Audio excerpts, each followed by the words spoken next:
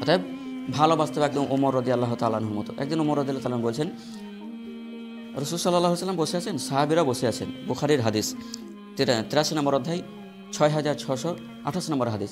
আল্লাহ রাসূল সাল্লাল্লাহু আলাইহি ওয়াসাল্লামকে ওমর রাদিয়াল্লাহু তাআলা আনহু বলছেন, ইয়া রাসূলুল্লাহ লা আনতা আহাব্বু ইলাইয়া মিন কুল্লি শাইইন ইল্লা মিন নাফসি। ইয়া রাসূলুল্লাহ, আমি আপনাকে খুব ভালোবাসি, পৃথিবীর সমস্ত কিছু চাইতে ভালোবাসি, তবে আমার জান ব্যতীত। এভাবে বলছেন ওমর রাদিয়াল্লাহু তাআলা, এইভাবে বলছেন, ইয়া রাসূলুল্লাহ, আমি আপনাকে পৃথিবীর সমস্ত কিছু চাইতে ভালোবাসি, তবে যেহেতু আমার জান, আমার নাফসের থেকে বেশি ভালো আপনাকে বাঁচতে পারি না। রাসূলুল্লাহ ফট করে বললেন, লা, না ওমর, হতে পারে না। ওয়াল্লাযী নাফসি বিয়াদিহি, আল্লাহর কসম করে বলছি, আমার জান যে সত্তার হাতে, সেই রবের কসম করে আমি বলছি, হাত্তা কুনা হাব্বা ইলাইকা মিন নাফসিকা, তুমি ততক্ষণ পর্যন্ত পূর্ণ মুমিন হতে পারবে না যতক্ষণ পর্যন্ত তুমি তোমার নাফসের থেকে অধিক আমাকে ভালো না বাসবে।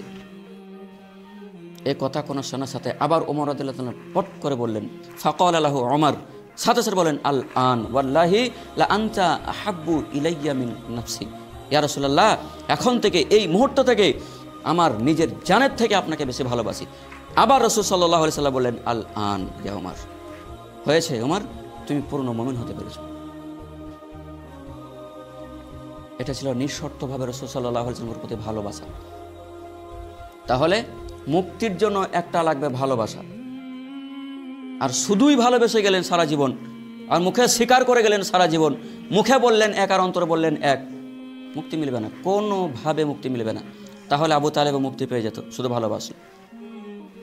তাহলে উমর রাদিয়াল্লাহু তাআলা সকল সাহাবে কেরাম রাদিয়াল্লাহু তাআলা আনহুম আজমাইন নিঃশর্তভাবে রাসূল সাল্লাল্লাহু আলাইহি ওয়াসাল্লামকে ভালোবেসেছিলেন এবং সাথে সাথে আরেকটা কাজ করেছিলেন, সেটা হচ্ছে আনুগত্য। আনুগত্য হবে কার? রাসূল সাল্লাল্লাহু আলাইহি ওয়াসাল্লামের।